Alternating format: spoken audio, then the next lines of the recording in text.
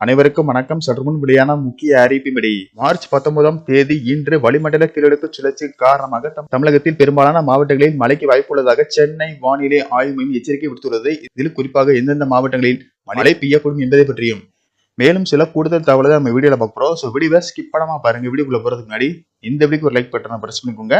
இப்பதான் நம்ம சேனலுக்கு ஃபர்ஸ்ட் டைம் பாருங்கன்னா சப்ஸ்கிரைப் பட்டனை பிரஸ் பண்ணிக்கோங்க. கூடவே பெல் ஐகான் பட்டனையும் பிரஸ் பண்ணிக்கோங்க. வாங்க வீடியோக்குள்ள போகலாம். தென்னிந்திய பகுதிகளின் மேல் ஒரு வளிமண்டல கீழடுக்கு சுழற்சி நிலவுகிறது மற்றும் கிழக்கு திசை காற்றின் வேக மாறுபாடு காரணமாக இன்று முதல் அடுத்த 5 நாட்களுக்கு தமிழகம், புதுவை மற்றும் காரைக்கால் பகுதிகளில் பெரும்பாலான இடங்களில் மழைக்கு வாய்ப்புள்ளதாக சென்னை வானிலை ஆய்வு மையம் தெரிவித்துள்ளது. அதன்படி இன்று தமிழகத்தில் ஒரு சில இடங்களிலும் புதுவை மற்றும் காரைக்கால் பகுதிகளிலும் இடி மின்னலுடன் கூடிய லேசானது முதல் மிதமான மழை பெய்யக்கூடும். குறிப்பாக இன்று தேனி, திண்டுக்கல், தென்காசி, திருநெல்வேலி, கன்னியாகுமரி, தூத்துக்குடி, கோயம்புத்தூர், நீலகிரி ஆகிய மாவட்டங்களில் ஓரிரு இடங்களில் லேசானது முதல் மிதமான மழை பெய்யக்கூடும். நாளை தமிழகத்தில் ஒரு சில இடங்களிலும் புதுவை மற்றும் காரைக்கால் பகுதிகளிலும் லேசானது முதல் மிதமான மழை பெய்யக்கூடும். ஏனைய மாவட்டங்களில் வறண்ட வானிலை நிலவக்கூடும். 21ஆம் தேதி முதல் 24ஆம் தேதி வரை தமிழகத்தில் ஒரு சில இடங்களிலும் புதுவை மற்றும் காரைக்கால் பகுதிகளிலும் லேசானது முதல் மிதமான மழை பெய்யக்கூடும்.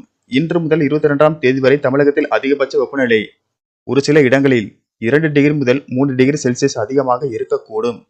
சென்னை மற்றும் புறநகர் பகுதிகளை பொறுத்தவரை இன்றும் நாளையும் வானம் ஓரளவு மேகமூட்டத்துடன் காணப்படும் என்றும் அதிகபட்ச வெப்பநிலை 34 முதல் 35 டிகிரி செல்சியஸும் குறைந்தபட்ச வெப்பநிலை 26 முதல் 27 டிகிரி செல்சியஸை ஒட்டி இருக்கக்கூடும். மீனவர்களுக்கான எச்சரிக்கை எதுவும் இல்லை. மேலும் தமிழகத்தில் மழை மற்றும் அதிக வெப்பநிலை காரணமாக பொது மக்களுக்கு அசௌகரியம் ஏற்படலாம் என்று வானிலை ஆய்வு மையம் எச்சரிக்கை விடுத்துள்ளது. நன்றி, வணக்கம்.